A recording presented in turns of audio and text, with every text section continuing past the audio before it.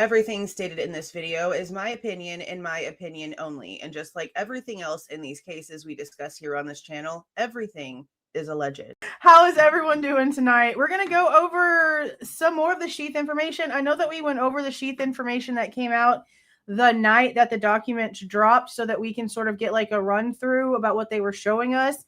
What I did was I went in and I wrote it all down like the way that I like to organize stuff. And I took pictures of these. I'll have them in the community tab after the live.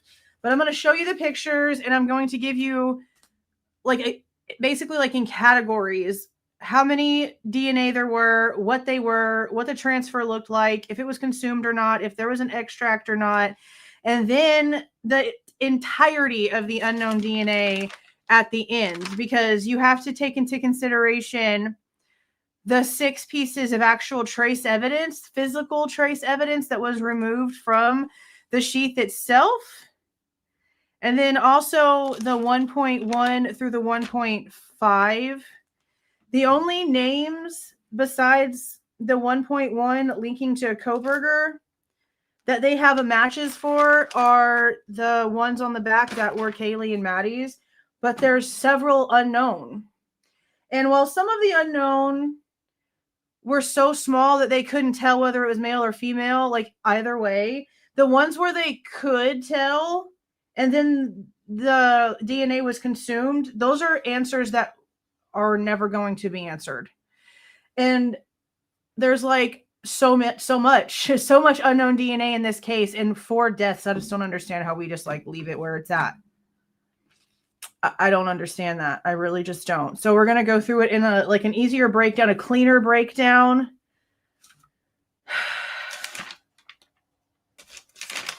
On top of, I put some slides together and pulled up some easier to understand information on trace DNA when it comes to the way that ChatGPT breaks it down. Just to compare what they have, because it's really interesting when it comes to what they did consider Kaylee's DNA on the sheath itself and what they considered Bryan's DNA. They're both trace DNA amounts, and it's insane like how small these amounts are. The amplification is just wild, like how big they had to end up trying to make these just so that they could actually work with them. It just seems like expanding something so small into something so big can leave a lot of room for error, which is, I think, something that one of the defense DNA experts was trying to actually speak out about in court. I think it was Lisa. Was it Lisa Larkin? It was either Lisa or Bicca. I think it was Lisa that took the stand and said that she had issues with the formatting size or the size of the profile that came back from Othram versus what the FBI created, because it was so freaking ginormous and that wasn't normal. So once we get the federal information, that'll be really interesting. Because so far, I'm pretty sure this is just like ISP stuff. Plus, everything when it comes to the genealogy in these reports is completely redacted, the entire thing. It's a black rectangle, which I sort of figured they were going to do. I just really wish that we had at least the last name of those 4 brothers that were like distant relatives of the DNA match. That'd be interesting to know. You know, just because I'm nosy like that. But I get where they're keeping a lot of that stuff redacted down. Hey there, Lady Di. How you doing? Welcome, Missy. Welcome, welcome. Hey there, Gina. Yay, Deanne. Hey, Casey. Nomadic Duck. How you doing? How you doing? Hey, the Hollyberry. Well, thank you. I appreciate that.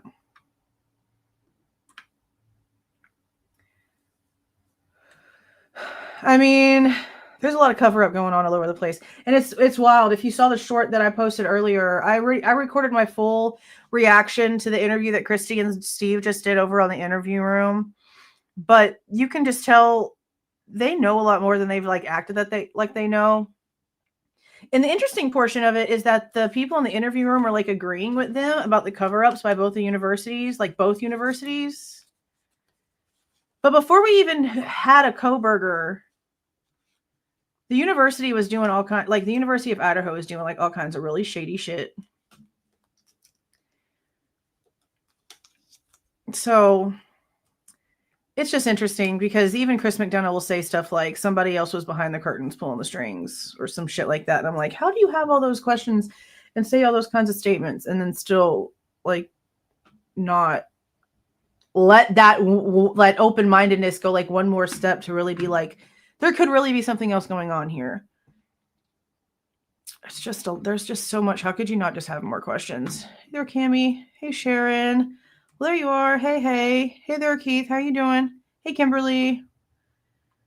Hey, Mr. Naysayer. Giraffe. How you doing? But it's been a Monday, that's for sure. Hey there, Loki. Hey, Miller Time.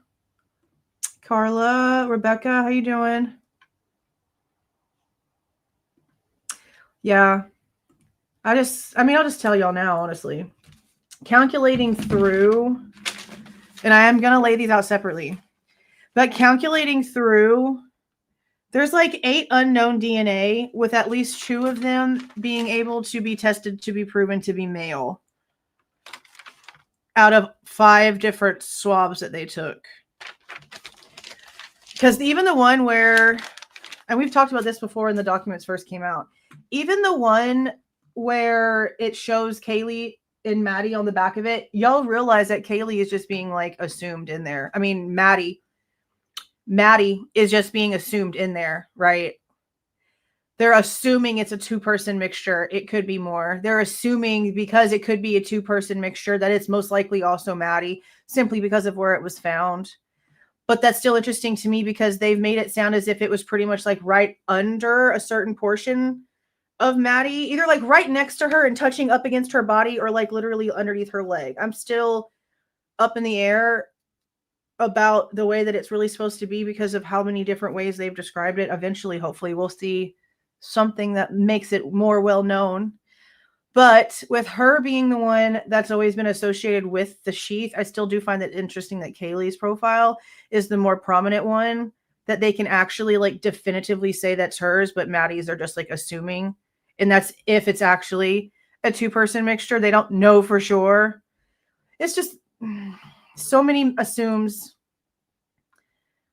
this, assuming that. It's just a lot. Hey, Maria. Hey there, Gail. Hey, Tiffs. Hey, Mad Mods. Trisha. Hazels. Hey, Sherwin. Yay, welcome in. Hey, Robin. Yeah, me too. We're going to do it again tomorrow and Wednesday. Okay. As soon as I figure like I have a schedule for how I want to do stuff, like I see new stuff come out, and then like I don't want to not talk about the new stuff, because if we talk about the older stuff before the new stuff, I could say something incorrect because the real thing is in the new stuff. If that makes sense. Like I always try to keep up with whatever's out now and put the other stuff back and sort of just like keep stacking it so that we constantly have the most up-to-date truth, because I don't want to missay things. That's why like the picture thing really freaked me out, how different it looked at different angles. That's why I made a video about how I had the wrong perception of it. I don't like not having the right thing or having something old, but there's so much that we have to go through. We're going to have to just like really, hey there, I am me. We're really just going to have to like push through it. Hey there, Teresa. And just try to do more, even if it's smaller stuff, just to like get through it. I know Truth and Transparency dropped some dispatch audio stuff I haven't got to listen to. She has the phone call between Rosinski and what was the initials? PC. I remember that report. I remember going over that report. She also did something, it's like portions of dispatch audio, but then also like some lobby camera of like the Moscow Police Department camera. It sounds like it's the dispatcher on the like in real life dispatch as she's also on the phone with Dylan is what it sounds like. There's also Jenna's interview. We still need to go through the full thing of Molly's to see if there's anything else we missed. I do want to make sure that we get all of the information that she says about that weirdo person of hers that was sitting at the Jack in the Box waiting for her to go back and forth that night. I really want to know what that's all about. Now I was on the phone with Ariel earlier, and the FOIA officer with Moscow PD called me. I didn't answer the phone because I was on the phone with my kid. So I'm going to call her back tomorrow morning. Her voicemail just basically said that she wants to just like clarify what I'm saying about my FOIA request, because I've asked, you know, the documents claim it's 12:55 a.m. on the 13th to like some other time on the 17th of November, but you told me your system says 2:25 to 12:05 just on the 13th alone. Can we double check this? And she had responded that she was going to go get some information about that. I saw that email this morning. So she should have some info, because I want the 12:55. So it would technically be, for this portion anyway, 12:55 to 12:05. I don't really think that there would be anything else past the police getting there, I guess, to like really watch on that camera. Maybe for like an additional hour, but I don't really feel like there'd be anything else. Oh, maybe the body's getting taken out, just so that we could see the timestamp of them coming in and out that way. Maybe even later on that night, just so that we can see if we can see maybe the Chapins walking around, because remember they make a statement about going from the hotel down to the house, which I still need to get that video out because she's got a misconception and she's not telling the story honestly either. Well, one of them was wrong. Either she's trying to say that it's just her that was walking to the house, or the book has it wrong. But in the book, it's both her and her husband. She's been saying it that it's just her at Comic-Con. But she also says that Ethan was still in the house, and that's not true. We have reports from Blaker and I think one or two other officers that were there when the bodies were getting removed, and they were brought out in twos to go to a certain funeral home. We've seen the name of it in the reports. I can't remember it off the top of my head. And then they were taken from there to Spokane. So I'd like those timestamps just to see the vehicles coming in and out of the area and get a better clarification on some facts. Timeline of facts. But definitely for sure the 12:55, because that's where it starts. And that will show Dylan hopefully getting home and Bethany hopefully getting home. Anything else going on in that area? The girls coming into the area with Eric Gower. It should show a lot. So I'll call her in the morning. I know we're like a 2-hour difference or something like that. I'll call her back in the morning and then get with you guys and let y'all know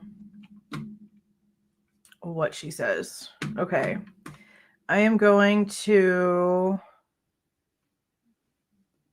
share my screen when it comes to, Short's funeral home. That one right there. Yeah, I think so. That sounds right. Okay. So we're going to start with this. And again, we did go through a lot of the Sheath stuff.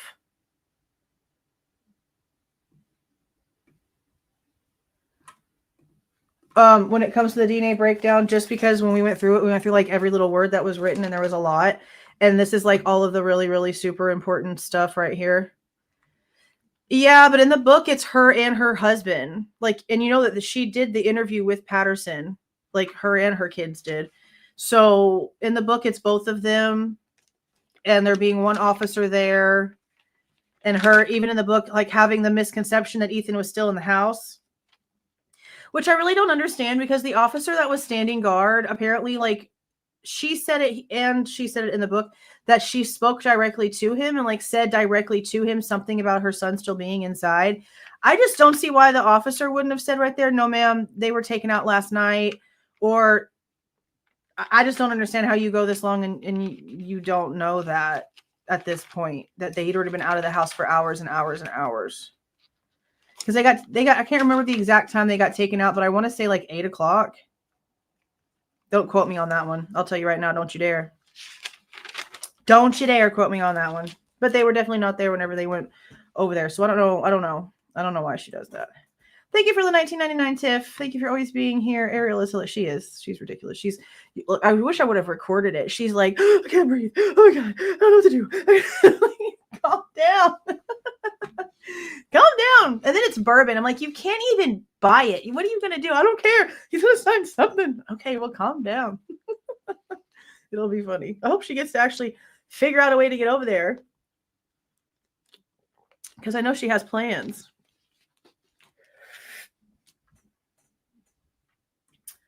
Yeah, it was on the 13th. It was the same night. It was on the exact same night. We have the reports. But I'd like the camera so I can make sure, like, is that the time that the truck's actually coming in? Because it would have had to go in twice. It would have had to go in twice. Because they took Maddie and Kaylee together and then Xana and Ethan together. That bothered the shit out of me. I'm like, bro, he's reading you something that helped him through the worst time of his entire life. And the only thing that both of you collectively can think of is buying a sailboat. And then Steve called it a sail ship. It's like, what are you doing? Yeah. I just wish that, like, Chris and his wife, I would really love to be a fly on the wall, like, after the live is over. Because how can he not look over at his wife? Or how could his wife not look over at him and be like, a sailboat? Like, I would be so angry. Like, damn. Was it 9 something? I know we have the report. That's why I always go back to the reports for the exact times. I know that it's in there. I think it's in the MPD stuff. Let me see if I can pull it up real quick. Real quack. Let me pull it up real quack, bro. Hold on. I was going to type in Control F funeral, and it should pop up and tell me which one it is. I know they tried to redact the name a couple of times, but then it ended up slipping through like always. I don't know. That's what he said. He said sail ship, and Christy corrected him. She did say, like, I'm pretty sure most of you guys watched it. She did say that he, like, really spiraled out afterwards, which I kind of, like, get it because, like, what the frick just happened here? But you just can't come out, like, yelling and screaming about cover up here and cover up there, and people weren't investigated on purpose. Like, you wouldn't come out here saying something like that unless you really thought that those people that were purposely overlooked, something was going to come of that, because now you're making a statement about it.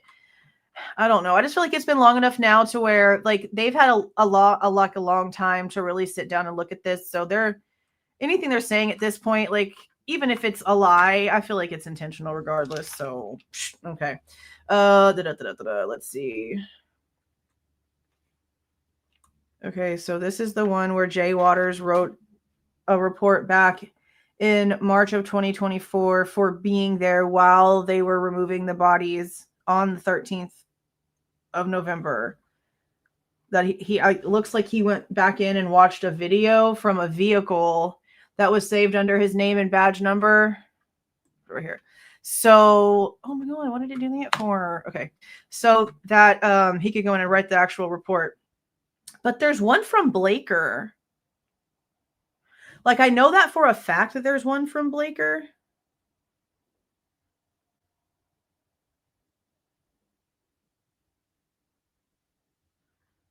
So why is it only giving me this one? I know this is not true.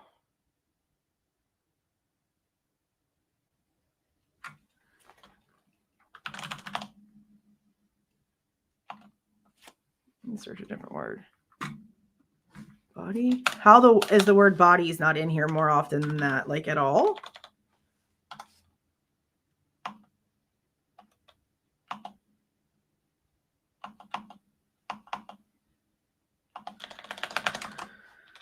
I know for a fact.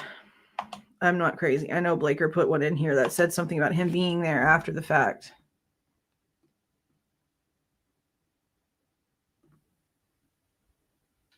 I'll have to look for it later because I know that they're all out of order. But I remember Blaker's being like the first one that we read.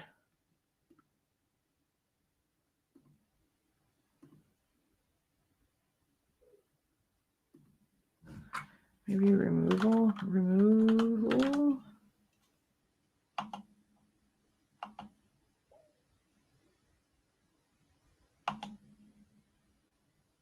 No.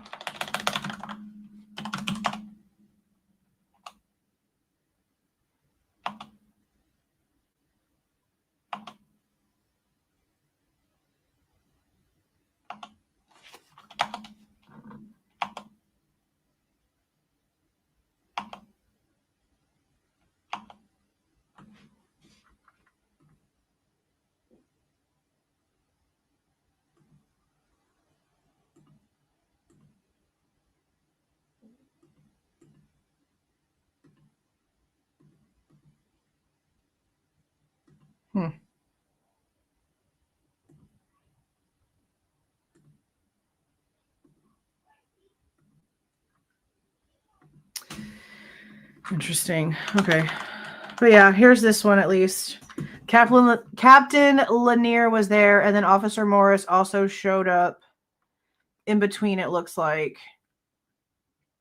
Yeah, because this is the one where I don't understand why he turned his camera on and off. Because it says that he turned it off while driving at around 21:30. And then 7 minutes later, he turned it back on. And then it was deactivated again at 21:45. So I didn't really quite understand why he like on and off, on and off, on and off whenever you're in the middle of moving the bodies. That's kind of weird. But we at least have that one. I know damn well Blaker wrote one, so I'll find it. I will find it. Okay. We're going to look at this as I run this down. And then I'm going to pull up the amounts and show you the comparisons for the ratios to show you just how like minuscule nothingness this shit actually was. Regardless of what anybody tried to say, this is trace DNA. This is trace evidence. There's nothing prominent here. And with how there's so many DNA that were at the same level of testing as the one that ended up being Kohberger's, it's really just a question of why were they okay leaving so many unanswered questions when we have a suspect still listed above Bryan Kohberger's name on all of these documents, even in 2025, as these are being printed in July 2025. Like I believe they all printed everything on July 17th, 2025, at least the portions that I've gone through so far. So there's that. I don't know why they just don't answer questions. Okay. So this is the knife itself. I'll make it look like, I'll take it back just so you can see it one more time before I make it bigger for what we're going to do here. This is it. This is the initial testing that they did to it, at least here. I don't know what the MPD reports are going to say for the 3 days that they had it before they sent it over here. So 1.1 is this entire spot this way. And look, notice that it's like it goes around the button. See how it goes around the button? So one would assume that that means that it's the strap piece itself, because they're not mentioning the snap anywhere. They're not mentioning the button in literally anything. And that's been one of the biggest misconceptions or discrepancies so far, because almost in everything that they've discussed with us, it's been the snap, and we can't figure out why all of a sudden it's gone. The word snap is only in these documents twice. And it's talking about the fact that it's on the strap itself, nothing about it being tested. This looks like it's going around it. I mean, there's nothing at all about anything when it comes to this itself. Now, when it comes to the sheath as a whole, let me just put the whole thing right here, even though it's kind of tiny. They said that the initial testing was positive for blood, but nothing in the reports say if it was luminol or amido black that they used. I'm going to assume it was luminol because there are these little like light gray looking like substance looking pieces on like residue-ish, I guess, on it. Or they could just be faking that and being like, nah, there's blood on it because it was found in between two bodies. But I don't see any testing materials on this. And when they get it back to do the 1.5, you're going to see how those pictures definitely have like black staining from the fingerprinting on it. Like the sheath looks completely different. Completely freaking different when they do the 1.5. So there was six pieces of trace evidence altogether taken from the sheath. And that's what this is right here. It's not DNA. It's just trace material. And the crazy thing is that so far in all of these documents, I'm not seeing anything that tells me, again, so far, where the testing of these trace materials is. As a matter of fact, when I went in to get the information for 1.5, it literally says that the 6 pieces of trace DNA are still in the manila envelope untested. So I don't know if there's going to be something later on that I haven't gotten to yet, because I haven't obviously indexed everything on my thing to see what's going on with it. But everything surrounding what the 1.5 is and everything surrounding the name Sheath, anything to do with the name Sheath, I haven't seen anything about those 6 specific pieces being tested. And there was apparently 3 on the front strap itself. So that's why it's showing like this right here. This piece has 2 spots. There was one here and one here. And then right here is the third one. See how it just looks like a piece of fiber? It almost just looks like one of the inside pieces right here just being sort of like pulled out a little bit. But that's it right here. And then on the back of it, there were 3 other pieces of trace material, not DNA, trace material. Well, it's supposed to be 3 on the back. Is there another one that it shows on this picture? Yeah, it is. Okay. So 2 of them are right here. And this is where I believe is like the little like grayish substance-y stuff. Yeah, that's why I think it was just like maybe luminol that they use, maybe like very sparingly, because it's just like little bitty dots like this. But they did test it, so maybe they don't think it was luminol. But again, I don't see anything that says that these were tested. They were still sitting on a freaking Post-it note in the envelope a month later. So there's that. And see, there's one right here too. It's interesting that they like tested this one and tested this one, but we don't see no marking around that one. And that one's pretty prominent. And then there's this piece right here. This looks like, again, a piece of the string maybe like came out of the stitching. And it's just like sitting there. That's what it seems like. That's pretty much just all that it seems like. They basically just labeled it as white residue on or near the threads, dark discoloration in the materials, meaning the leather, and that there were small brown stains on the back, but that's like the like little blood spots. This is blood. So, I don't know if they ever did anything with those 6 pieces. They basically left it at that. Now, when it comes to what they tested, they don't have individual photos of like the pieces that they actually swabbed. They just have the one that I just showed you guys, this one right here that just has like the pieces outlined sort of. So we're going to go back over this one more time because this is the front strap. Now, I'm going to assume that because of the way that it looks that they swabbed like the smooth area and the rough side. You would assume that would be 2 different swabs. I'm not seeing anything where it's been separated out. I might have missed something. To me, it should be 2 different ones, and it doesn't look like that's the case. What they did say is that it came off as a light gray transfer, which is sort of interesting because you would expect it to be like a light brown because of the way that the material looks, but it was a light gray. And this is where we are getting the unknown male DNA that they claim to be Bryan Kohberger's DNA. Now, one of the issues, again, with this one specifically is that the entire DNA sample was consumed.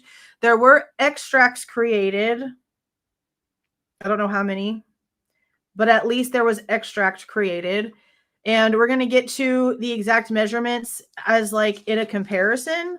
But this one, just for like quantity wise, was 0.168 nanograms per microliter. That's like literally nothing. Okay. So then we have the handles, like the edge of the handle itself. They separated out the blade portion and the handle. And the handle edges are right here in blue. And they, I guess, did both sides with one swab. I'm not seeing again where anything shows me separately, which is, in my opinion, how they should have done it. This one showed to have a light brown transfer, which to me seems pretty normal. Now, this is where we have a mixture of 3 different DNA. On the edges of the sheath, at least one of them are male. It's not a definite. At least one of them in the mixture of 3 is a male. Now, this one was so minuscule that that's as far as they could get because the quantity of this one itself was 0.005 nanograms. Okay, that's nothing. It not only does not have an extract, meaning it cannot be retested because they created something else from it and was able to go further, but it was also completely consumed. So just like the original sample from where they apparently found Bryan Kohberger's DNA, there is nothing left of the original in order to be tested, in order to be double checked. It's just gone. Now, something else Chris McDonough did say, though, is that it's not normal for the agency, like the lab, to contact the DA or a prosecutor about permission about anything when it comes to what to do with the DNA samples, that's normally something that the investigator makes a decision about. I don't know. I'm going to go ahead and take his word on that, honestly, because he worked in the field and I haven't. So if he, as much as he's a guilter, is saying, hey, that's weird, that's not normal, there's no reason why Bill Thompson is the one that said, yeah, go ahead and destroy everything. Do what you got to do. That should have never happened. So I'm going to assume that's probably true that should have never happened. See, I wouldn't have known that. To me, that seems like it's pretty normal. He's the person in authority. He's the big prosecutor man. So for him to have some sort of say on that, to me, seems like it would be normal. But if homicide detective dude over there says, hell nah, something's wrong, and Bryan Kohberger's also guilty, I guess I'm going to go ahead and believe him when he says that something's wrong and Bill Thompson should not have made that call. I don't see why you would want to make that call. Why would you want to make the call to completely destroy everything? Why wouldn't you be like, no, do as much as you can, but try to save as much as you can as well? All the different things they could have done, like, it's just insane to me. They're just totally okay with just destroying it. Just destroy it. No, we get no answers from it, and it's destroyed for literally no reason. It's just so gross. So now we have 1.3, and now this is the outer blade portion. This is also going to be the portion to 1.5, as in the blade portion, but 1.5 is going to be inside of the pocket itself. Right now, we are just concentrating on the edges right here. Now, I question that because I don't see anything saying that they, like, swabbed, like, the face of it. Like, they swabbed the stains on the back of the sheath, but nothing says that they came in and actually swabbed the face of this thing. They only swabbed the edging, which is weird. Now, this one also had a light brown transfer. This one was also a mixture of DNA, at least two, not a definite, but there is at least two. And at least one of those, which is still not a definite. And I'm saying that as a definite to myself because the verbiage they are using is at least, and it's assumed. And that's not an answer. That's it's close enough and you're fine to just continue on and not really give a shit. And just like the other ones, this one was consumed with no extracts, but it was also even smaller than 1.2. The DNA here was 0.003 and the other one was 0.005. So it was even tinier. Okay. Now this next one is the one with the girls. And it's this part right here. It's the back, the staining on the back. Now, I do find it interesting though that we don't see them like doing anything right here because 1.4 is literally just on like these dots. And you notice how they're all positive. Like the one at the top right here. There's one right here on the side. Let's see if we can make them bigger. Yeah, see, like there's right here. There's a little bitty teeny dot right there on the edge of that one. There's a little bitty one right there. And then that one's pretty prominent. Like you can see that, right? Why don't we see them testing like down here where the discoloration and stuff is? You'd think that they would come down here where it actually looks like it was sitting in blood. Like the way this looks to me is like this. All of the blood is already drained from them and has already been on the bed, and whatever's on the surface of the mattress and on the blanket and maybe even on the outside of the bodies has pretty much dried. This has now been sort of like placed on top of that already sort of dried blood, and now it's just a sort of like half-ass damp transfer. That's what this looks like to me. That's what this looks like to me. And I'm not trying to just like say it because I'm on this side of whatever. This does not look like it sat between two bodies that were doing certain things. This looks like it was placed on something that maybe wasn't so wet and maybe wasn't there for that long. That's what it looks like. That's what it looks like to my little untrained eye, okay? And I also don't understand why they didn't come down here and do any of this because, again, it was just this. And it was individual swabs. It says individual stains were swabbed, but why are we not coming down here? I just don't get it, especially knowing how many mixtures of things you already have. Maybe you would have had more definites. So this one, again, has a light reddish brown transfer. This is the one for the girls, like I said, that they still have no definite about, because just like the grand jury information said about the inconclusive DNA information, this is where we first heard about it, was that portion of it. This one is definitely Kaylee, and assuming it's a two-person mixture, then most likely the other person is Maddie. Assuming and most likely. That's not a definite. There's no reason for it not to be a definite. If it was touching Maddie, if it was closest to Maddie, why isn't there enough DNA on her to be able to tell that that's where it was? And why is Kaylee's the most prominent profile out of the ones you can tell? And again, not a definitive. I mean, not a definite. Nothing's definite. The only thing that is definite is that Ethan and Xana were excluded from this other unknown besides Kaylee. So I'm also going to assume that since they were able to test Kohberger's DNA, that the other DNA is also not Kohberger, or else they would probably say that. Now, this entire sample, again, was consumed. It is Gonzo's. There's nothing left, but there is an extract. There is an extract. And this is where I wanted to tell you, like, how freaking close in size the Kohberger DNA was to Kaylee's DNA, or like this DNA right here. So remember, the Kohberger DNA was 0.168. Okay. This DNA on this thing that belongs to the victims and was found between the victims, 0.187. Both of them are considered trace DNA, and it was touching the victim's body. How? Howie. I don't understand, but let's go ahead and continue on to the last one. This one is, again, inside. Did I pass it? Yeah, I sure did. This one is going to be inside the blade portion. It says they went 5 inches deep into the pocket in order to get the swab. And even on the inside of the sheath holder, there's a mixture of 2 DNAs in that damn thing too. But the levels are so low that they can't tell if one's a male or a female. They just know that there is 2 different DNAs on the inside, and that there is an off-white residue along with a little bit of black, because by the time we get to this portion, this is what the damn thing, nope, that's not it. Hold on. This is what the damn thing looks like. Oh my God, I didn't write the page down. It's going to be up here, I think. Yeah, because this is 1.5. It's up here somewhere. So one part I didn't write down. Oh, it's too big. Hold on. Oh, wrong button. Oh my God. Yeah, so what you're going to see is the knife sheath after it's already gone through print analysis, because the testing for 1.5, and I don't know why they changed their minds about this. Oh my God, where is it? No, I'm going the wrong freaking way. I don't know why they ended up going back, why they didn't just do this in the first place, because again, the original testing on the sheath was on 11/17. Did I go too far?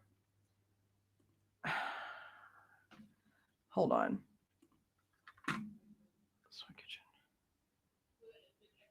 Okay, 603. Let me start there. Okay, it should be here. Here, yep, right here. So the original testing, where it looks all nice and clean, was done on 11/17, and now on 12/5, it's gone through fingerprinting, and it looks a freaking mess.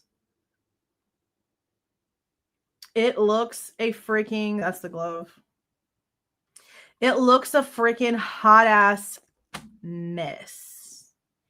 It is so disgusting and so dirty and so gross.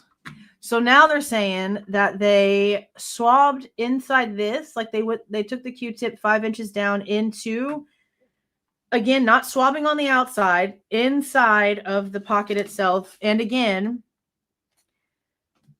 partial DNA profiles of 2 different people, but this one was the same as 1.3. It was a 0.003 quantity. They were able to create something from it. Like there's a DNA extract with this one, which I find interesting because of how low it is. And it does say that a portion of this profile, or like a portion of this DNA sample was used to create an STR profile, just the fact it says a portion of it was used is sort of interesting, because how do you know what portion to use if it's a mixture of two different DNAs? You know what I mean? Like if it's so low level that you can't tell the two, like the difference between the two, but you can tell that there is two, but you can't even tell if one's male or female. What portion are you using to create an STR? I don't really quite understand that. I feel like something's wrong there. Now, something else about the 1.4, they did go in later on when they added more subjects to the docket. I mean, not the docket, I guess the docket. When they added more subjects to their documents and also tested these people, not this one that remained redacted up until the end of freaking forever, but these 3 subjects right here, they were also tested for the other unknown DNA that was mixed in with Kaylee's. That's maybe Maddie's, but they don't really know for sure. So they're still trying to figure out if it could be somebody else's, because they don't really know for sure. And they were all unknown. It didn't actually do anything. Okay, so I'm going to show you guys this just because it's referencing to exactly like how much DNA this actually is. So I have to like share this a different way because it's a window.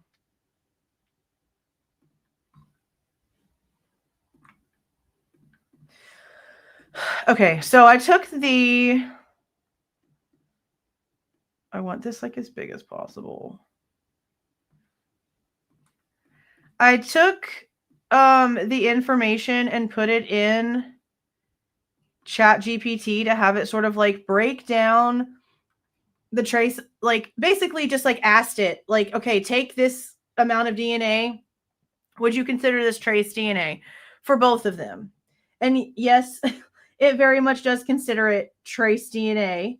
It says that things would have to be amplified. You would have to do things to it, all the things. So I'm just going to go through this really quick. It's only like a few little slides, but it's just like a really quick thing to just show you like these were really, really, really low amounts.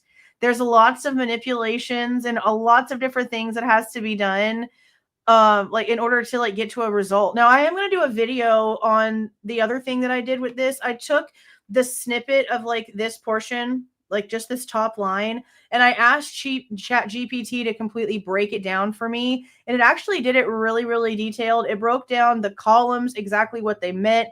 It broke down like how to read them, what the dilutions were, the different things that could inhibit the DNA from doing anything when it comes to amplification. So why they're testing it and like how they test it and what all of it means. So I'm going to do a video on just like that portion because it's just like its own little thing on how to break down the full column. All I want to do right here is show you like how little this is.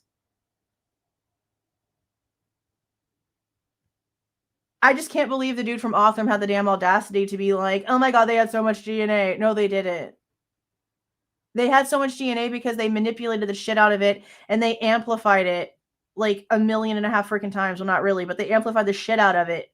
And ChatGPT was able to break down like exactly like all of it. It was really cool the way that it did it. Because, you know, it can pull like all the scientific things. Like when it comes to math, science, that kind of stuff, these kind of tools are really, really good because they can pull from real sources. But when it comes to like cases where people put a lot of opinions out there, celebrity information when it comes to is so-and-so dating somebody, or hey, did so-and-so die, or somebody get a divorce, they pull all kinds of stuff from like Pinterest and Reddit and all kinds of like just stupidity stuff that's like trending and popular, and it can give a lot of like really wrong information. But I do like the fact that it can go in and be really, really, really, really descriptive. It really can be like a learning tool. You can probably use it the way that most people do YouTube and really learn things. Like honestly, I like technology to a certain point. I just don't trust the humans that are in control of it because humans are shit. It's just, that's just what it is. Okay. So this is again 1.1. This is the Kohberger DNA right here. And you notice how it's little bitty nothing, little bitty nothing. This is the part where I was really confused, honestly. And I'm just going to break it down to you the way that it is. so that you guys can just be confused with me, because I don't know why it's given it to me like this. And when it did the full breakdown, it didn't really answer the question, because I don't feel like these numbers should be this way, okay? So when it comes to this right here, this number, this is like the actual quantity of human DNA in the sample itself. This 0.168, that's human DNA in the sample. That is the amount of nanograms in the sample itself. This number right here, the Y means male.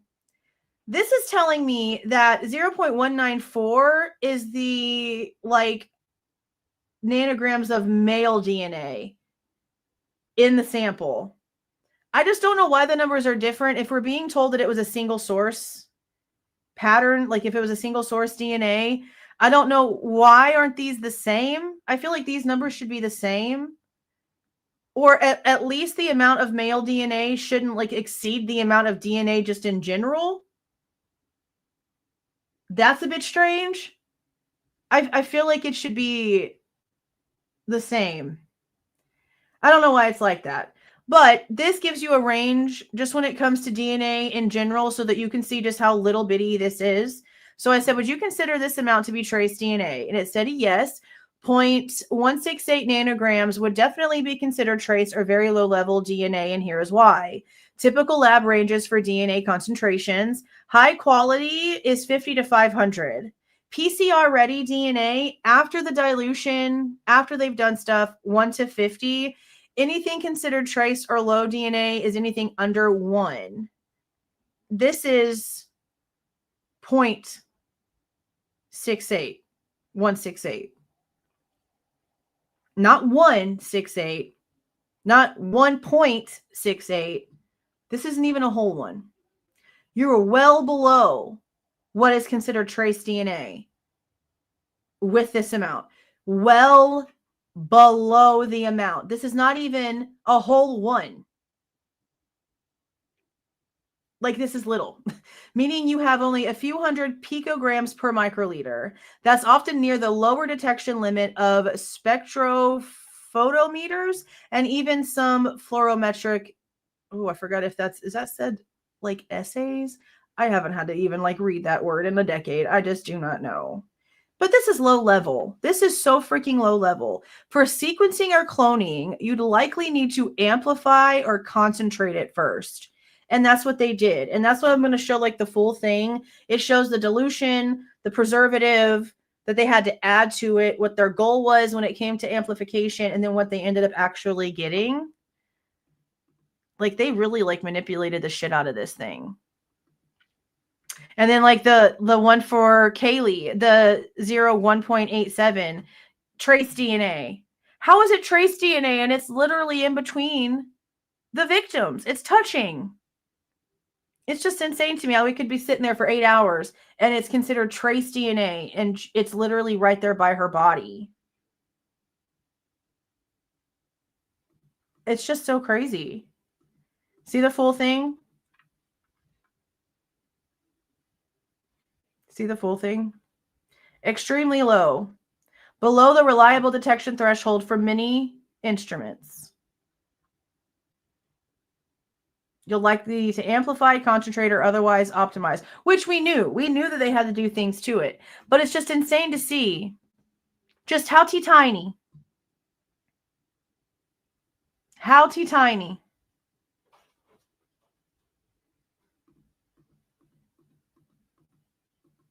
This is just talking about what this is right here. This is a preservative that they add in order to make sure that it like stays valid for testing and for storage. Not supposed to do anything to it, but they also test it again to make sure that there's nothing in the blood, like chemical wise or like antibody wise, in order to make sure that it can actually be amplified, because sometimes there's something in the sample itself that doesn't allow it to be amplified, which is interesting. Just insane, like how teeny this really was.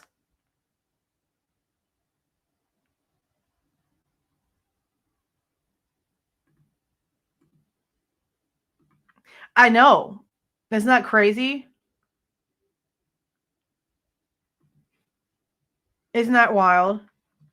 So if you start with a little bitty amount and amplify it up to the 15, like it says, that's 150 times.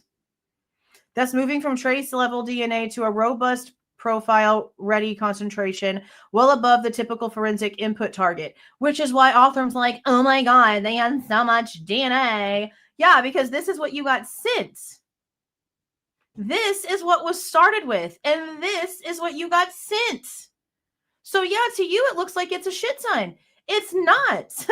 It's nothing. It's micro dirt. I just don't understand. They just really think that we're not going to like try to look and understand the science, I guess. And I guess honestly, those people just aren't. That's the crazy part. Most people just are not.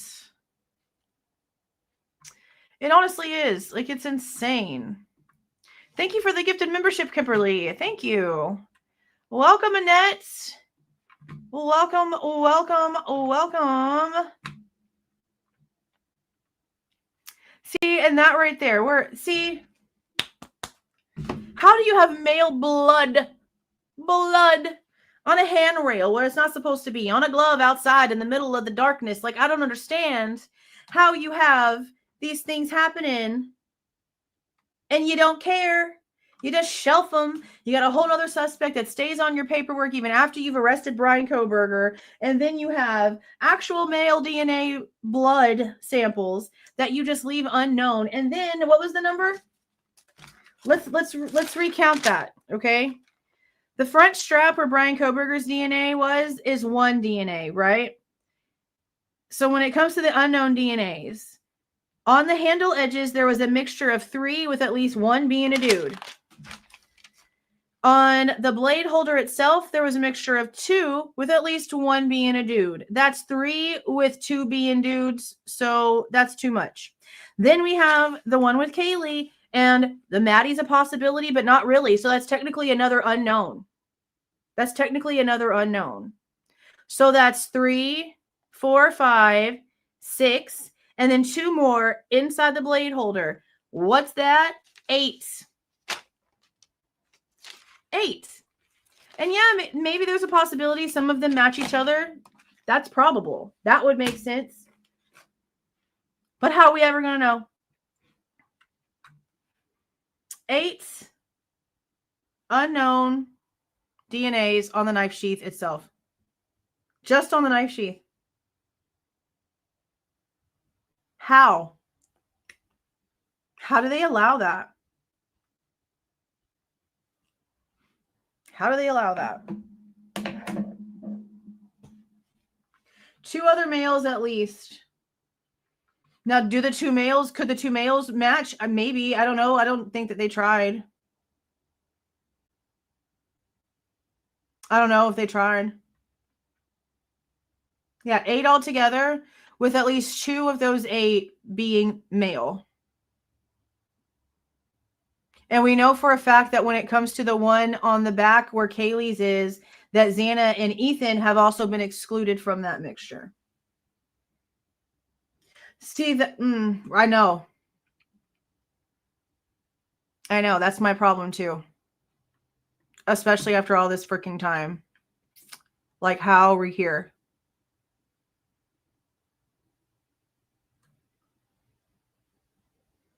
I really want to know what exactly Judge had issues with when it came to. We've known that there hasn't been enough to test from the beginning. The defense told us that from a long time ago. This is just proving that the amounts for all of it was crap. I don't understand it either, especially whenever Kaylee's and Bryan's are so close together. Like, you can't even. I mean, if it wasn't honestly found in between her and Maddie, you could honestly argue that she'd never been around it either. For real. But that's why I don't understand why they had the audacity to sit here and argue the words that were going to be used at trial. And remember what I told you guys, and I probably need to do a video about this like on its own to show the document and go through it, because it is part of like the newer docs, and we probably only have like about a week. Because I said that Birdie is an idiot, and I'll say it again right here. He has Dot over there with lies because he thinks it's funny to spread misinformation because it gets views, and his audience must like being lied to. So all of his little weirdos over there can stay over there with their weirdos. I don't like being lied to, and I don't like people that enforce lies. And the truth is out there. Dot literally said out of her own face a year and a half ago or more now that she lied. It's out there. So if he wants to keep pushing it, that's his damn problem. His problem. We push facts here. People like liars, and that's cool. This ain't the place for you.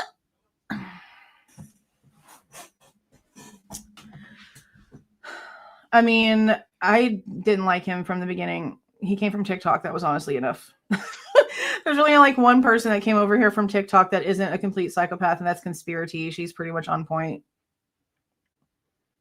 Puts up what needs to.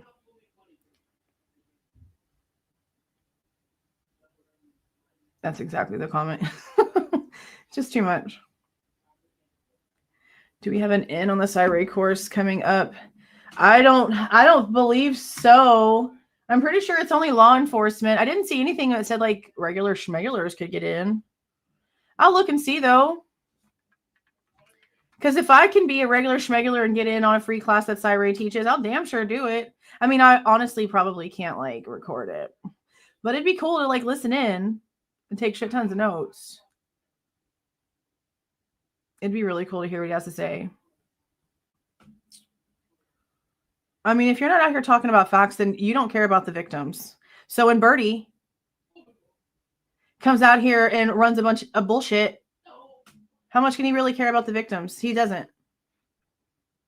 He doesn't care about the victims. He cares about the money that comes in from pulling in a bunch of idiots. That's all it is. He doesn't care about the victims if he's going to push a bunch of bullshit. You do have to be elite. I thought so.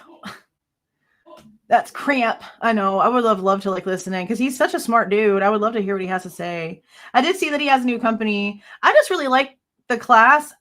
And again, it's just my opinion. It's just my opinion. But I really do feel like the name of his class and what he's teaching is like a statement. Because there's no reason for that nobody on the defense side has said something by now. I don't understand why no one has said anything unless they literally can't because there's something happening. And this restitution argument is not going to be a reason to keep defense expert witnesses for the case evidence quiet. Yeah, I just feel like he's being responsible by not saying anything right now. So I expect to hear things eventually. For them to just never say anything, that's just gonna, like, if we just go on for the rest of our lives forever and like nobody says anything, I'd be like, oh, that's not cool. I just don't see Cyray being somebody who'd keep quiet. I feel like, and this could just be, you know, my perception of seeing him like talk and like do things. But I feel like if he felt like he had been fooled in any way, or if he felt like he had something wrong, to save his reputation, he's not just going to like not say a word. He'll come out and be like, okay, we had new information. Because that's what somebody who actually has a brain does. As new information comes in, that's factual, that they can put data on, they change their opinion if that's what's needed. That's how that works. If it's needed, if the information is true. So I do feel like if there was something else that he could like back out, like he could be like, no, I'm not doing this anymore. I'm not working for the defense. This is not what I want to do. And he's no longer going to be gag ordered. And so I don't feel like that's the case either. I just don't feel like he'd be quiet. He put such a big, you have to give a lot, and I say this a lot, you have to give a lot of weight to the fact that he came into the defense for the first time in his entire career, and he's doing it for free. Like, it could literally have been the last thing he ever did as who he is, and he wasn't even trying to make any money off of it. That's important. That's important to me. No, I've seen a couple of you say that I keep freezing up. It's probably because my son is playing his stupid Xbox and my internet is shit. I have the best internet my place offers, but because I'm out in like the country-ish area, I don't have fiber optics. So it's kind of poopy. Yeah, 8 unknown. It's StreamYard. Oh, well, go figure. Ooh, it's okay. I pay a discounted price for it anyway because it sucks. I wonder if whenever I download it after the live is over, if it's going to be... I literally read that in his damn voice.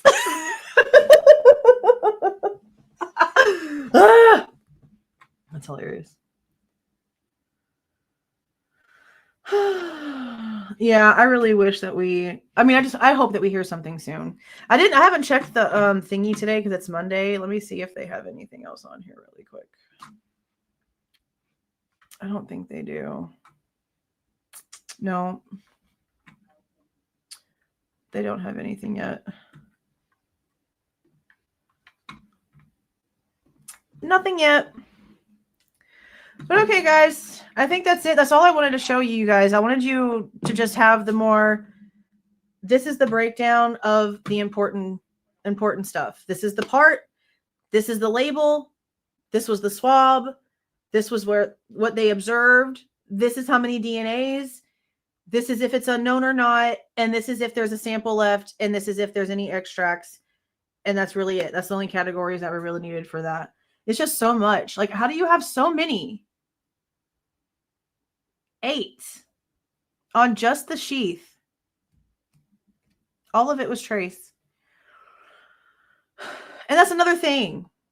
Obviously I'm going to be looking for it because it's part of my big question. But how do we have 6 different pieces that they plastered onto some damn Post-it notes that they were supposed to go back in and test to check for whatever, and they just didn't? Because if they wouldn't have been asked to go back in and test the 1.5, I'm going to assume that the Post-its would have just stayed sitting there for forever.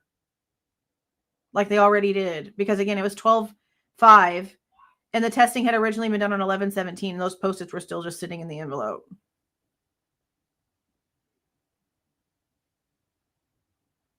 That's a good question too, because it's not like it's the whole thing. It's like edges. And why didn't they didn't do the back of the blade holder or the front of the blade holder? They did the edges of the blade holder and the inside of the blade holder. Why wouldn't you do the rest of it?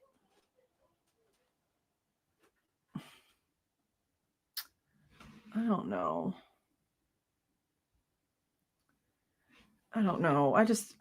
Everything just seems like it was just half-assed. Everything was just rushed. It's definitely not the way that investigations should be going. It's really horrible that this is like their protocols that they think is okay. It's just super sad. Super sad. But okay, I'm going to get off of here. I have a lot of stuff I have to edit that I've been recording that I need to get out here. We are going to do 2 lives tomorrow because tomorrow is Tuesday. So one of the lives will be an interview and one of the lives will be documentation from this drop. And then at some point in between there, I'll probably drop the document for the restitution stuff because the hearing is on the 5th. I'm also pretty sure that it's going to be streamable. So we'll be live on the 5th. If it is streamable, we'll watch it. I feel like it's a big waste of taxpayer dollars. He agreed to pay the regular restitution. You know, he pled guilty, so that's his responsibility because that's what he said. So we can't argue that. But the extra stuff, I get the argument. I feel like it's being taken out of context because he's not saying that he's not going to like pay them or like he's not taking responsibility for the base stuff that they've already agreed to. It's just this extra stuff that they're questioning. So, I mean, the argument makes sense. I just really question like what made them think that they could get away with filing that and like all this other stuff not get thrown out there about like all their GoFundMes and monies and stuff like that. I don't know. It's just so much. Yeah, I mean, that's the best question. I don't know. I don't know how, like, they even... 2 months. 2 months, Christina? Yeah, I don't know how they are just okay with unknowns. I don't understand it. I would really love the stomach contents. I would really love the stomach contents and some more clarification on the damn DoorDash itself, because of what we've heard with Molly being some sort of really slow-ass double dasher who gets really low ratings because she does things so slowly that the restaurant thinks that she's not coming and they throw away the orders. You know, there's no telling how long in between it being ordered and that 3:59 timestamp of it being delivered that it actually was. We have no idea. It's a restitution hearing because the Goncalveses and somebody else asked for extra money. I don't even honestly remember who, and I read the document out like in a video a couple days ago. But the Goncalveses and somebody else asked for extra money. I think it was the Karen, Laramie, Maddie's mom, and they're basically arguing like the extra money and stuff. Which again, he took responsibility in that courtroom when he stood up and said that he did it. So the base restitution, he can't argue, and he's not, which is the mainstream media is trying to act like he is, which is not true. It's just the extra stuff. I don't know. There's so many damn questions, man.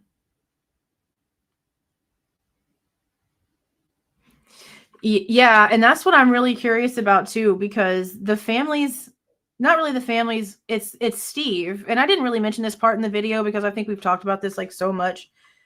But Steve makes it sound like, you know, we didn't know any details. We didn't know what happened to Ethan. Karen didn't know what happened to Kaylee and all these other things. And I'm like, don't y'all talk to each other? Like, maybe I understand the Chapins and them not speaking, but wouldn't Maddie's family and Kaylee's family have discussed this shit in 3 years? How would you not have that discussion? And maybe if like y'all weren't just so everywhere, everybody could have come together and had that conversation. I just don't see how the Goncalveses and the Laramies didn't have the conversation. But that's just something that gets used a lot. No, we've only seen, and actually the description of the wounds that we have gotten are from technically like the photo labels that the state was going to submit as evidence for trial. It's not even really like the full-on descriptions or anything like that. It's just like the label of the photo.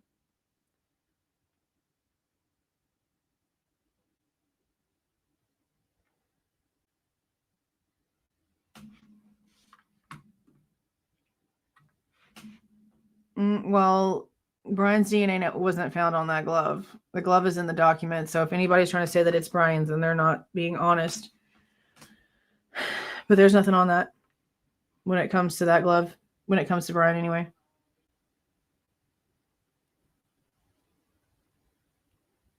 Yeah, I'd really like to know because 3:59 timestamp's interesting.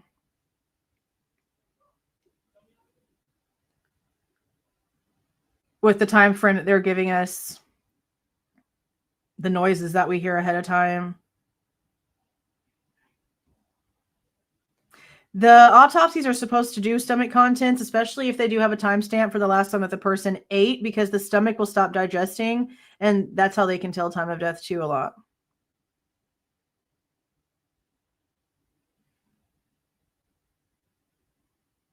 So I don't know. Does he? Okay. Is that about her car? Her drive? I'll take a look at it. Now you're all going to yawn. Yeah, it's like, I mean, I can show it to you. It was, I think I did actually. I showed it already in the stream, but I'll show it again. It was right under the, like a picture under the knife. After the knife was, not the knife, the sheath, after it had been fingerprinted. And it was all gross.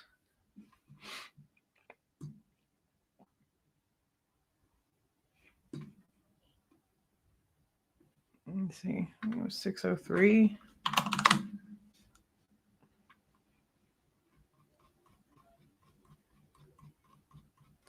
Yeah, the glove basically got submitted at the same time that they wanted the 1.5 tested. This is the glove. But this is what we already thought it was, like a insulated electrician glove. Insulated electrician glove. And that matched the damn 4chan shit. This glove right here. Matches exactly the story that we heard in the 4chan stuff. This type of glove. But what they're claiming is all these spots had blood on it. So you really can't like say it's just outside. It's not just like one little spot. Like up here is none. But right here, like you can actually see, like I don't really think that that's the staining for it. But right here, you can literally see blood. See that discoloration right there? That's blood.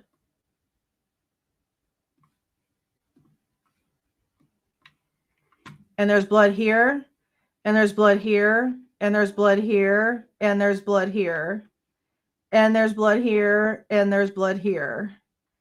And on the other side, it pretty much is like in the same-ish area, but there's like additional. See, there's here, here, and here, and then all these places. We don't know. We don't know whose blood it is.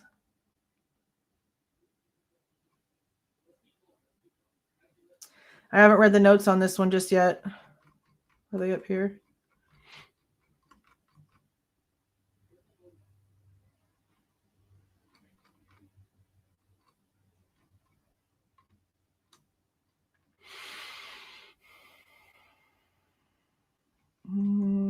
Give me the full breakdown thingy.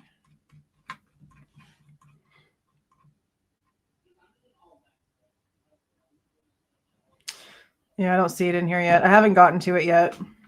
I probably need to actually do a video on the glove itself, so I'm going to end up just pulling all the documentation through. Yeah, I don't know. I didn't see anything. Let me see if I can find something else, because I'm pretty positive it didn't say... Oh, that's the wrong one. I'm pretty sure that I couldn't see it say anything when it came to like the result paperwork. I've seen it to find the paper because there's so many documents right here. I'm going to have a look for the word penguin. Or is it polar? I think it's polar. Or maybe it's both.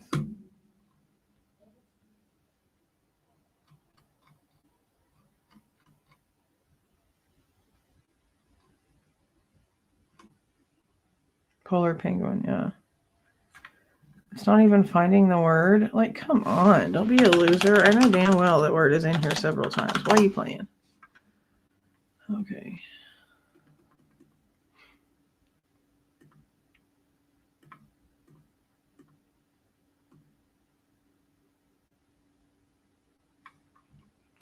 Swabs of inside.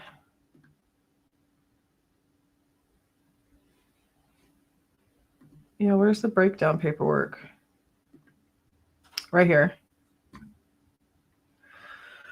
Okay, texture. Okay, black knit fabric on top side, on inside, textured rubber on palm side and over fingertip.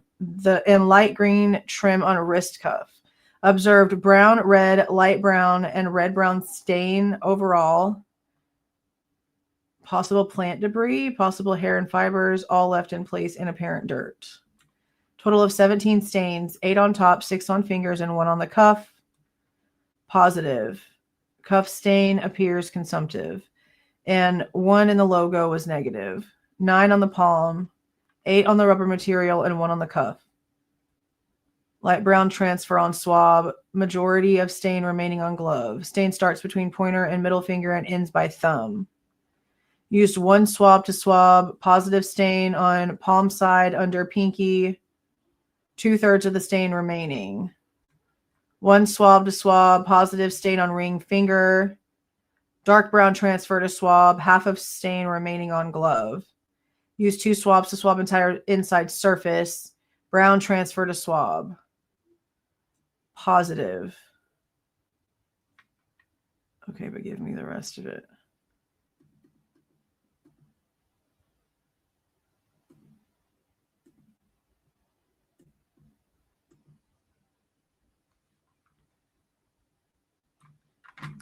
It's not giving me the layout paper. Where's the layout paper?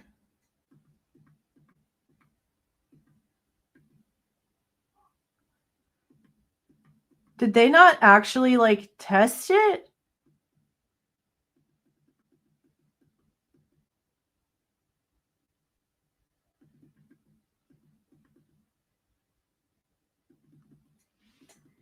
Guys, I'm not seeing the paper.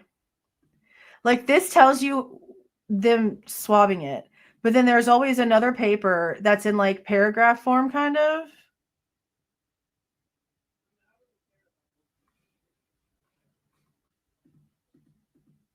Ugh. So they don't have what I'm looking for. They have information about conversations about it.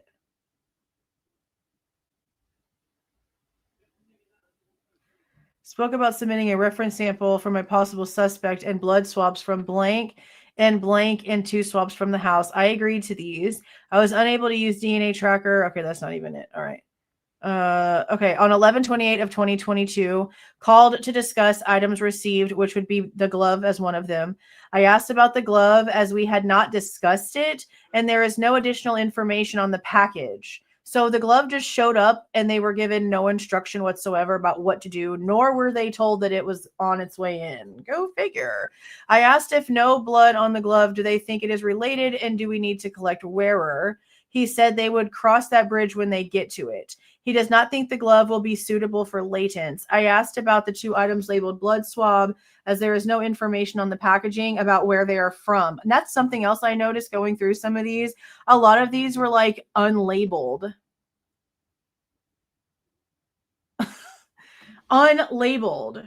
So if they're going to just like willy-nilly unlabel all kind of stuff, and it's actually noticeable in the documentation, how many things do you think they did all effed up that they didn't put in the docs? Like, come on. I told him we would be returning the blank. He agreed to this and said it could be shipped. And they're not telling us what they're returning?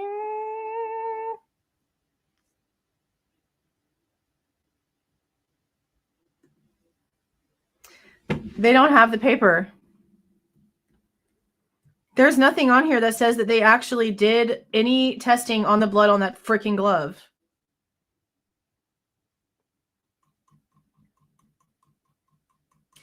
There should be a document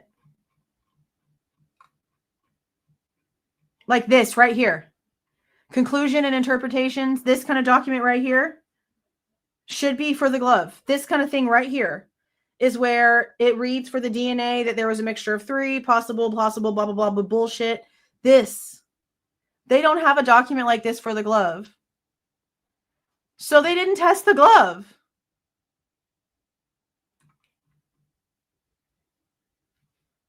They did not test. I'm going to go all the way to the end of this and show you. There's no freaking report. It would have showed up with the glove. Like, look, it instantly goes to the next. I don't know what report 13 is. This is a million documents and there's no reports like that. So where is report 13? Moscow Police Department. Those are labeled that way.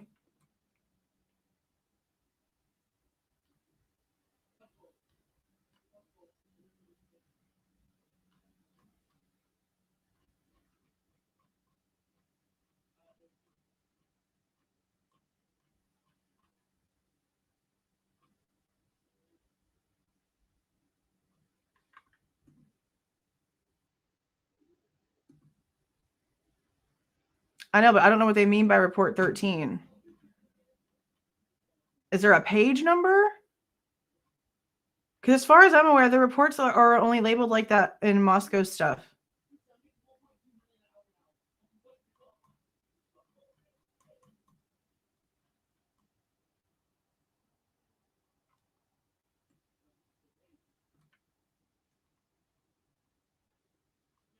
This came in before they had Bryan's name on the stuff.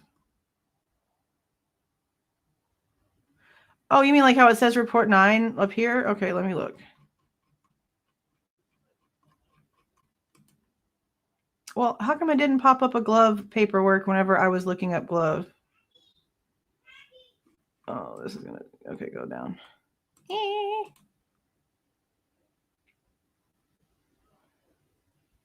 Don't get dizzy. What number report was that?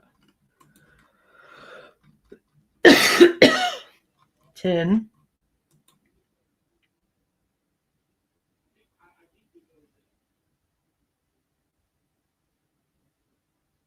Oh my God. We still have to do a live to go over all these handwritten notes.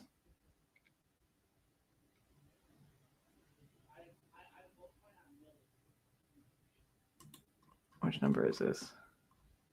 Oh my God, we're only on number 11.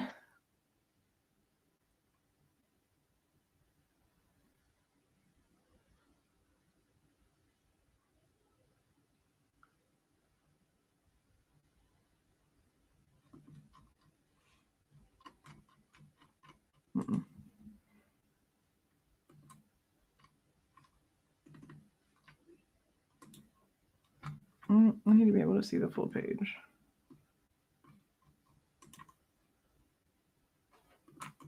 Why does this go sideways? I hate the way this file is. I've never had this happen before with one of these. This thing is getting stupid.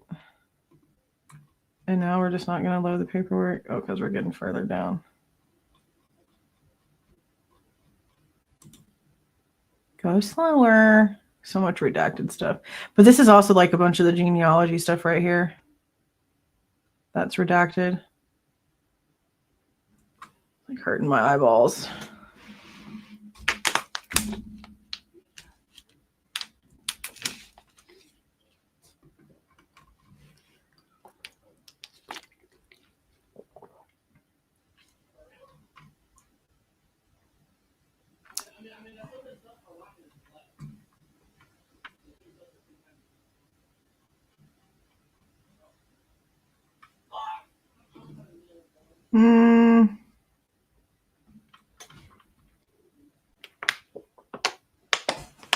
I don't think page 660, because that's up there where there was like barely any reports.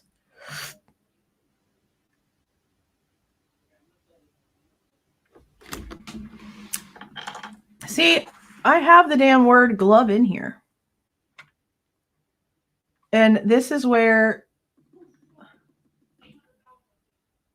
see, these are staining on, I don't know what this staining is for.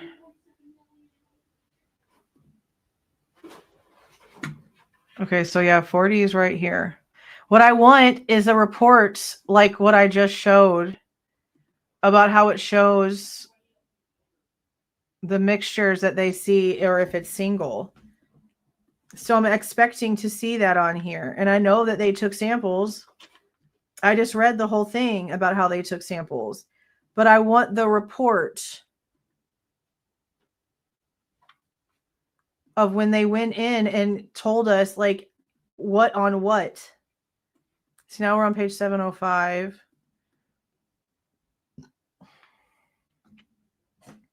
And this is different. This is talking about a black nitrile glove that was at his apartment. And this is also the nitrile glove. Glove in his rooms at his parents' house. This is all stuff from Pennsylvania. Pennsylvania gloves. Black spider size, large, extra large gloves.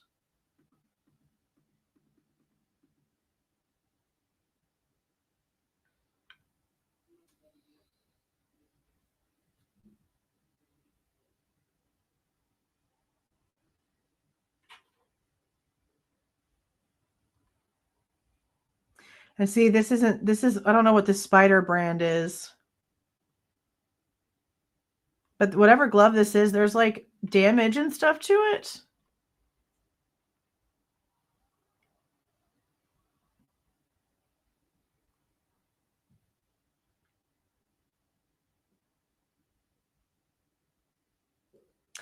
Whatever was on it, it tested negative for blood, so I guess it doesn't matter. Heat holder glove for the right hand also tested negative for blood. Now we have another glove from Pennsylvania, a Radian brand. See, where is the report for the polar glove? Okay, Rossignol gloves, size large. Spider gloves again.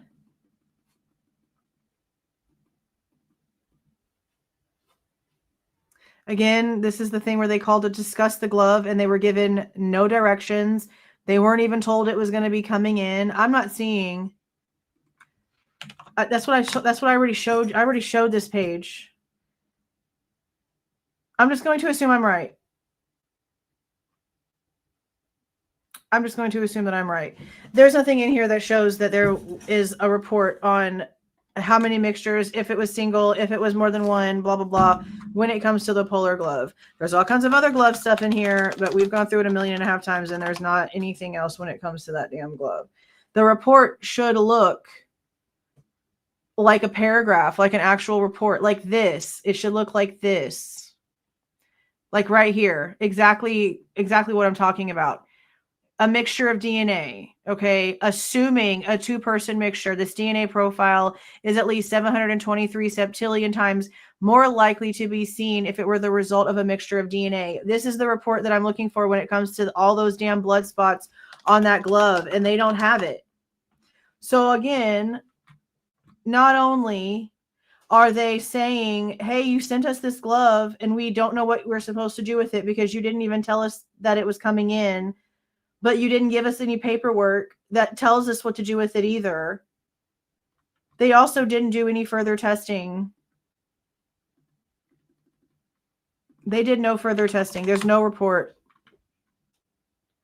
It only shows what they swabbed, what it looked like, and what the physical observations were, but it doesn't have anything for what was tested. That's why I said I'm really curious to know if they ever actually did do anything with those Post-it notes. No, it's not. You're looking at the other glove stuff. We just went through it. That's not what I'm looking for. So I don't know.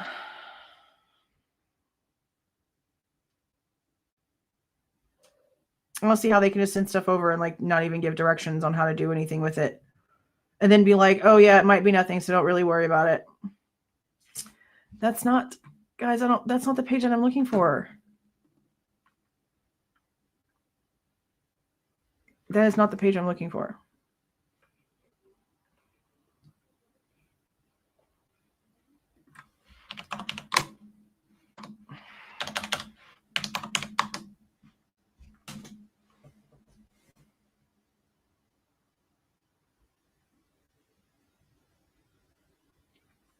Oh, nope, you're right. This is the page I was looking for.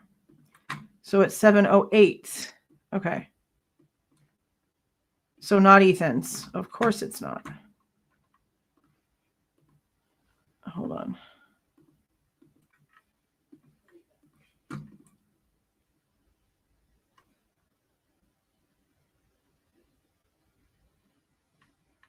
Okay, so then what did they do with it?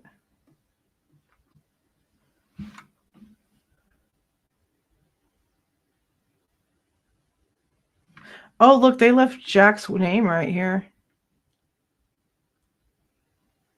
But not for the glove. This is for,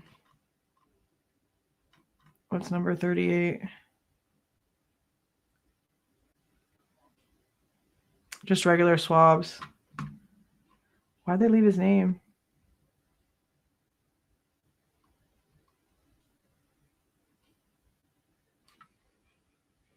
Does it show on the paper? Yeah.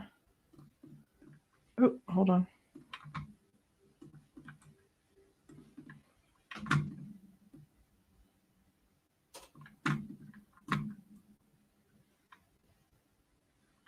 So they don't even call it a glove in their report. They just call it item 40. That is so stupid.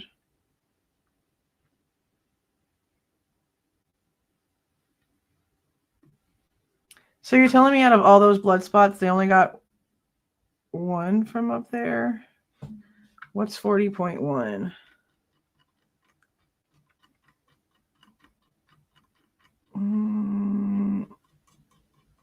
Where's the picture of this damn thing?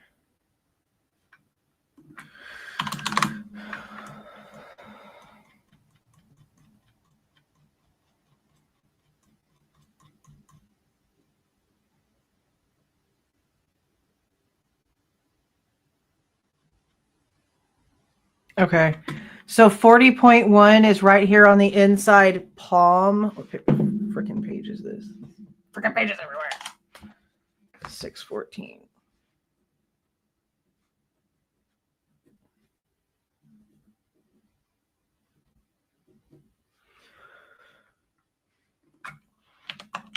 And then the report is on 708. So the inside, that little spot.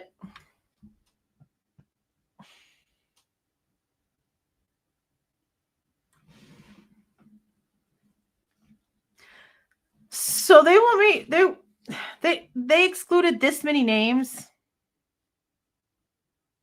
at one time because, I mean, like Ethan and a bunch of freaking people, like all kinds of names can fit in right here, are not the source of the DNA profile at this time.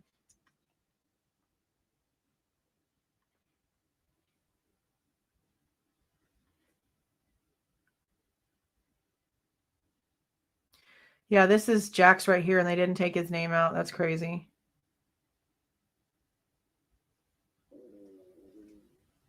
Yeah. So then 4.4, and that's what now? 614. 4.4 is the actual stain. The actual stain that you can see on the green. A mixture of DNA with a major profile, assuming, see what I mean? Assuming a two-person mixture, a second unknown individual is a potential contributor to the minor profile. The same unknown male from 4.1 is a potential contributor to the major DNA profile. So at least we have that part to say that at least there's something on there that matches, but it's still an unknown person, which we already knew that this was unknown DNA. But the fact that they're calling it the fourth unknown male DNA, I don't understand how they can do that considering the knife sheath itself. So that it says a partial DNA profile consisting of 2 alleles was obtained from 40.2, but that it's low level and limited, so they couldn't do anything to it.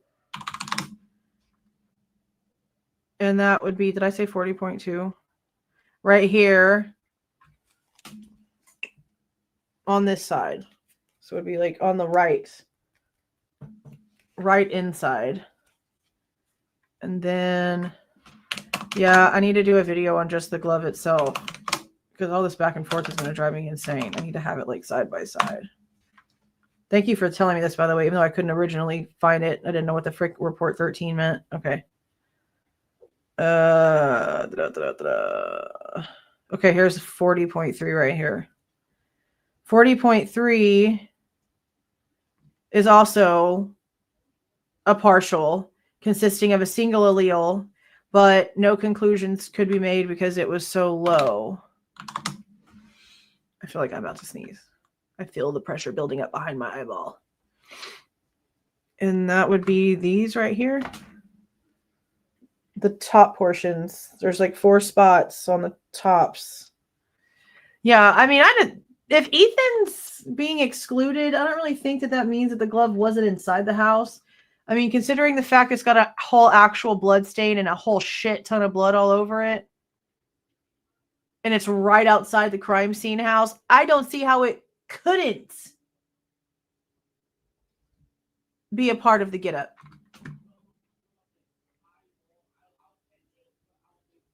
How do they just not test this further?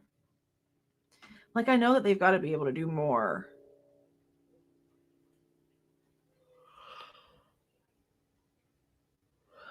I mean, I wasn't expecting there to be so much blood on it. I expected there to just be the one spot. I know. I was like, what is this girl talking about? I thought it was like one spot on it. Wasn't it? Isn't that what they freaking said? See, there's something else, bro.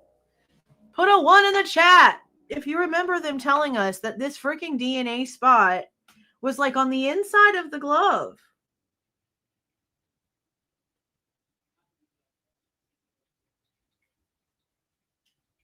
Yeah, inside. Inside of the glove. So the only thing that could be technically considered the inside of the glove with the way that we're looking at it, because as far as I know, we don't have a picture of this thing inside out anywhere unless it's somewhere else. I don't see what else could be considered the inside of the glove. Because this is the palm area. How come every damn thing that they've told us, like, location-wise, when it comes to these blood samples and shit, is not true? Like, even the smallest stuff, like, where the blood sample was found on the knife sheath, button snap. Like, what? That's just crazy to me. That they're just like, yeah, we can just lie about everything. Crazy shit.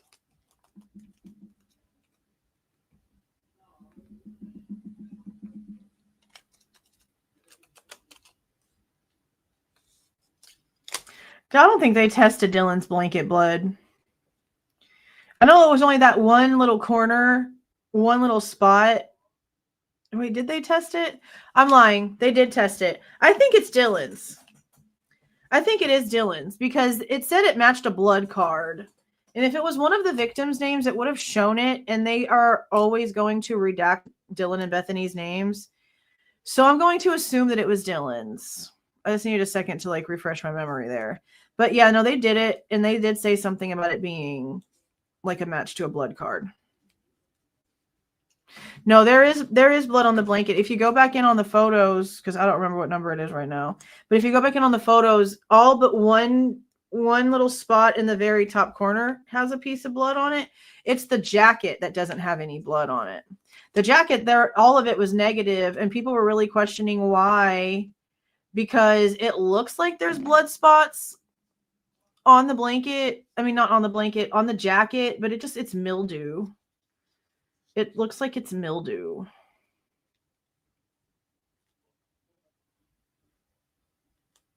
That's what it looks like.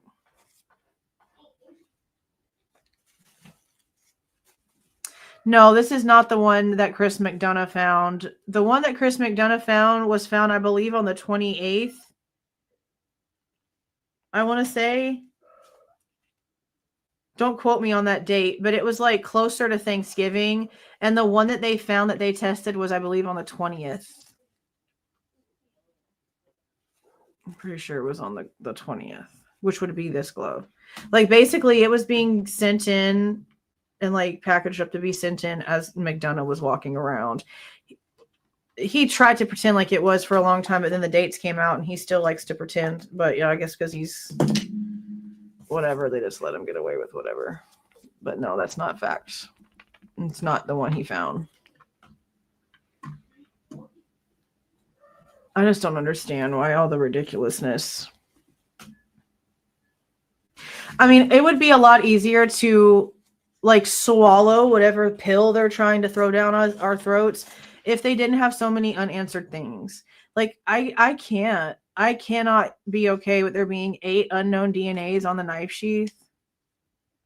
Multiple male unknown DNA in certain spots of the house and their blood. Like, I'm sorry.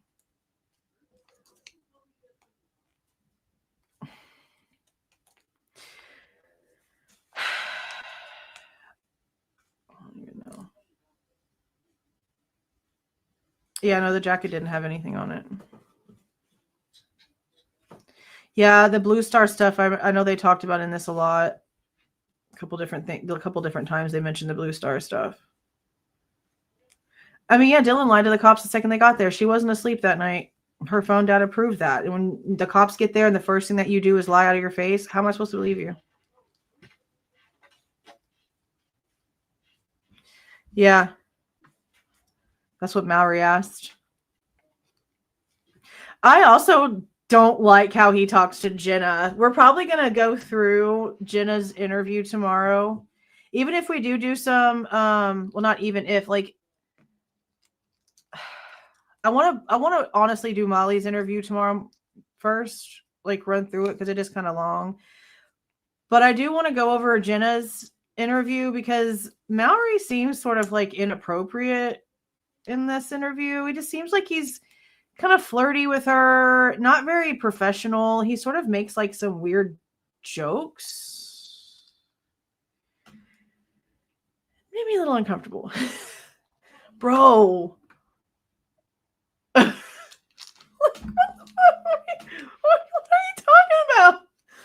Bro, oh my God, I know. Me too. Me too. I don't know when they're going to release that stuff. I'm just hoping. And since I have to call her in the morning, I need to make a post-it. Since I have to call her at the FOIA office over there in the morning, I'll ask, like, you know, you told me like 2 weeks or so ago that you had like 7 body cams and interviews. Can you tell me which ones those are? Because, no, they told me that the other 2 Dylan ones were coming. We're on the list to get the other 2 Dylan interviews. I believe it's on the 17th, and then the other one's like the day that Kohberger was arrested, and she says that she looked him up herself and doesn't recognize him. I'm still trying to figure out where the frick... Oh my God. I'm still trying to figure out where the frick bushy eyebrows came from, because Dylan gets straight up asked by Mallory about eyebrows, and without hesitation, nope. Well, you wouldn't forget that like whole area of his face, because it's very prominently big nose with deep set eye spots. I sound so smart. But yeah, I just don't see how he's got like this whole spot open. And I just don't know. I think it's because the cats are messing with my cable box stuff. They're over there play fighting. That's probably why I'm still freezing. I've tried a million different ways to get better internet. Like, I've thought about even getting Starlink, because monthly for Starlink is the same price that I'm paying now for the internet that I have. But there's no fiber optics in my area. I've checked. I live in just a different spot. So I don't know. But my buddy said that his brother has Starlink, and like it's decent, like it's good. You're always going to have internet, but it's not good for streaming. So I'm stuck with Spectrum for now. $120 a month. But you have to do like the startup kit. And I'm not okay with spending like $300 on some sort of like startup kit. I don't know. You have Starlink. I mean, they say it's good, but for streaming, I don't know. His brother is just like, no, it's not good. Well, see, that's the thing. I was thinking about keeping Spectrum for the boys and like our personal computer stuff, like my billing computer stuff, like for the house. But for my YouTube stuff, my streaming stuff, getting whatchamadoodle Starlink just by itself. Ember's breaking the cabinets. Hold on, I'm gonna get her. Hold on.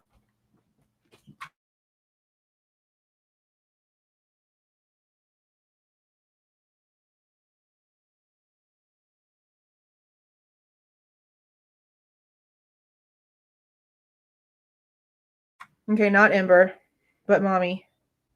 They're over here playing on the curtain. Y'all are eventually just going to see this whole curtain just fall down. Ember, her little tiny ass, was literally like all the way up there at the top of the curtain, at the top of the window this morning when I woke up. She crawled all the way up the curtain. And she's only like 5 inches long, bro. Spider monkeying it up there. Why you let your daughter do crazy stuff to my room? You need to do better. You need to watch your child. Okay, bye. Yeah, she's over there being crazy. See, that's what I heard. Yes. I'm not on the Wi-Fi. This computer is the only computer that is Ethernet cord connected. And it's poop. And we've actually gotten 2 different modems since we've been out here. 2 different routers, 2 different modems, because it's been so slow. I don't know. I think it's maybe like a kink somewhere. Whatever the hell that they've put in the system. I live in a weird area. It just is what it is. But I probably will get like a separate internet thing, because I know that like the boys game, but there's no reason for it to be freezing. There's always something, guys. There's always something. What are you doing? There you be. Can I have you now? Can I have you now? Oh, I can have you now. Take the baby. No. No, I don't want you to go. But I don't want you to. She's hyper, bro.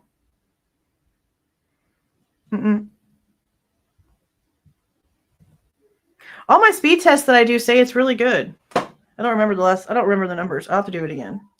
But I always test it. And I've even like asked them, I'm like, I'm paying for like y'all's biggest package. Like, why do I have shitty internet? It's been a thing. It goes out a lot. It goes out a lot. But okay. She is a curtain lover. She's a psychos. Rather cute kitties than fast internet. I want both, damn it. I want fast internet and all the kitties. Actually, we still need a black cat because we've got the white one now. We've got an orange one and we've got Zelda. That's like all these crazy colors. So we need one more to complete my set, but it needs to be a Maine Coon. So I'm going to wait a couple years and then I'm going to get a black Maine Coon kitty. Is there Mercury in retrograde? Maybe that's what's happening. Oh, low. I clean my disc stuff out quite a bit. I keep it pretty low because there's only YouTube stuff on here. There's no personal stuff. So there's no like bill storage or anything. Any videos and stuff that gets like uploaded, I upload them to a separate website. So I have like a backup that's not hard storage. So I don't know. My luck with technology sucks because I don't like technology. So it hates me back. It's pretty much just how it is. I love all the kitties too. Even though they're crazy. But the little baby sleeps on me every night. And it's so cute. She's so tiny. Okay. I'm going to get off here so I can go actually play with them. We are doing better with incorporating them with Zelda. She's not as mad, but you can still tell she's real jealous. She tries to like get up real close to the white cat Calypso and then she runs away real quick trying to act like she's mad, but you're not mad. Like you're just playing games. But the dogs, they've been sort of like smelling each other through the door. Like I let their little faces like touch so that they can get used to each other. And it's getting better. So tonight we're supposed to go a step further with bringing Lily into the room with them as they're like calm and collected. And we're all calm and collected because that's how we did it with Zelda and it worked out real well. And now Lily is like Zelda's little groomer. So I think it'll be okay. I think it'll be fine. You do have Starlink. It's a bit of a delay. So whenever there's a gap, another set of satellites are coming. See? I'm going to figure it out. I'm really going to figure it out. All right, you guys. Thank you so much for being in here. Thank you for the super stickers and the super chats, the gifted memberships, and those of you that came in here on your own. Thank you for the $4.99. Did you see my email about the footprint table in Xana's room? Wonder if that's why her foot was bagged. There's a footprint on her nightstand. I guess, yeah, that would make sense for why they bagged it. If they wanted to make sure that the footprint matched, that makes complete sense. But her footprint wouldn't have changed unless it's like they want to make sure like the blood imprint on her foot matches it maybe. Oh, thank you for the one. I didn't even see that it was a money thingy. Thank you, thank you, thank you, thank you. Okay, you guys, don't forget we're going to go live twice tomorrow. I'm going to go ahead and schedule them out tonight so that I stick to it like a doctor's appointment. Y'all have a great night. I'm going to go ahead and roll this out. Please do not forget to leave a like on your way out and subscribe to the channel if you are not subscribed already. Alrighty, you guys. See y'all.